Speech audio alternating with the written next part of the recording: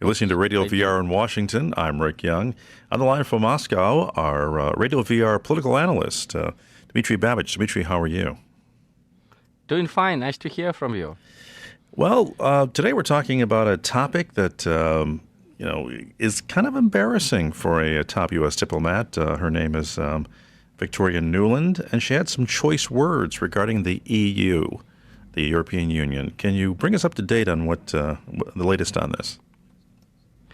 Well, there was a conversation between Victoria Nuland and the U.S. ambassador to Ukraine, Geoff Pyatt. It was recorded by someone. We still don't know who recorded it. There were some leaks saying that the Ukrainian security service did it. The United States itself seems to believe that the Russian security services were involved. But what we know is that this interview was tweeted by one of the Russian officials, and now it kind of tops the internet because the conversation between Nuland and Pyatt is held in very colloquial terms, to put it mildly. For example, Nuland calls the two Ukrainian opposition leaders, Arseniy Yatsenyuk and Vitaly Klitschko. She calls them by short names. Yatsenyuk becomes Yats and Klitschko becomes Klitsch. But the worst part of it is that she says that she doesn't want Klitsch in the government. She would rather see Yats in the government. And this is pretty embarrassing because the United States has been basically saying that it wants to protect Ukrainian sovereignty from Russia. And Victoria Nuland herself said many times things like the United States is with the people of Ukraine. She went to this Maidan Square feeding cookies to the demonstrators who later, unfortunately, these demonstrations became violent. So it's kind of strange now. It looks kind of strange now because it looks like Mrs. Nuland is not very concerned about Ukrainian sovereignty when the U.S. influence is involved. Otherwise, how can she be so colloquial about who should be in the Ukrainian government and who shouldn't? And the other embarrassing part of it is the way Victoria Nuland treats the European Union. She actually used the four-letter word, the F word, in her, let's put it like that, instructions to the U.S. ambassador to Ukraine. Forceful. She suggested him to disregard. Okay, let's put it disregard the EU when determining his policies in Ukraine. Well, what does this reveal, though, in diplomatic terms? This is a private conversation, or was thought to be a private conversation.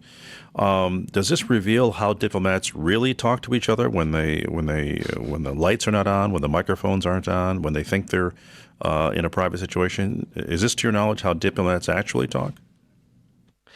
Well, I would not call this conversation as entirely private because they are discussing the future of the Ukrainian government. They're not discussing, the latest gossip about who is doing what in the embassy. They're not discussing, material problems like which diplomat is going to get which apartment. They're discussing the future of the power, of state power in Ukraine.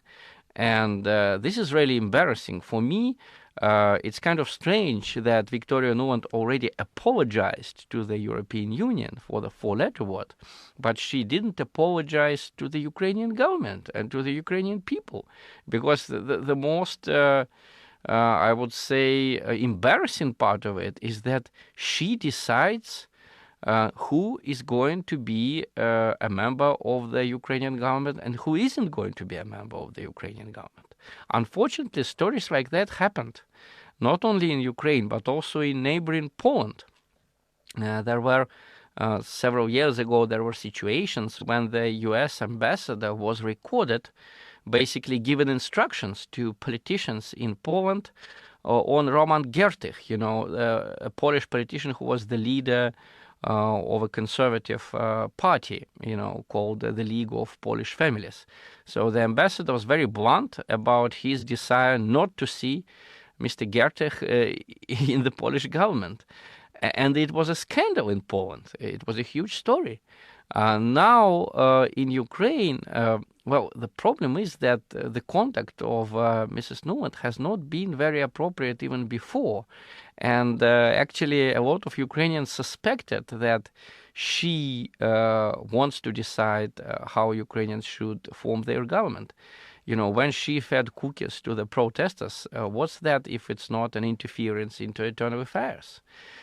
You can voice your opinion on protests, you can publish something in a newspaper, but going to the demonstration itself and showing your support by feeding something to the demonstrators is certainly beyond the diplomatic protocol. And this is becoming a sort of a new trend among American diplomats abroad. We have this American ambassador here, Michael McFaul, who is going to resign, thank God. But for many months, he has been open about his support for the Russian opposition.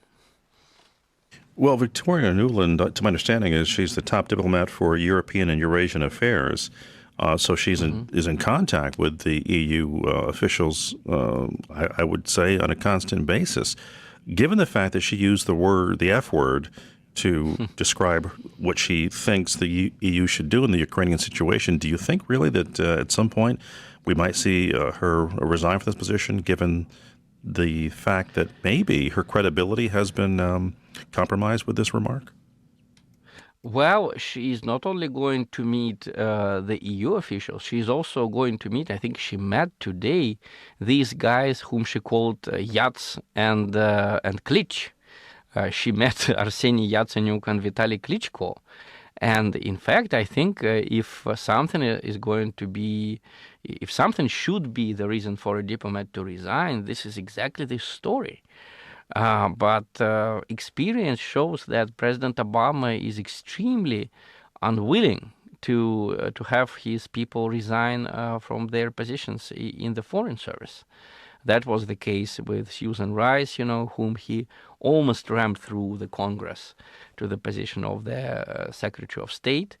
That was the case with a lot of other diplomats. And I think that this is an embarrassing story, and it will be a huge embarrassment if Victoria Nuland doesn't, have any consequences in her career because of that.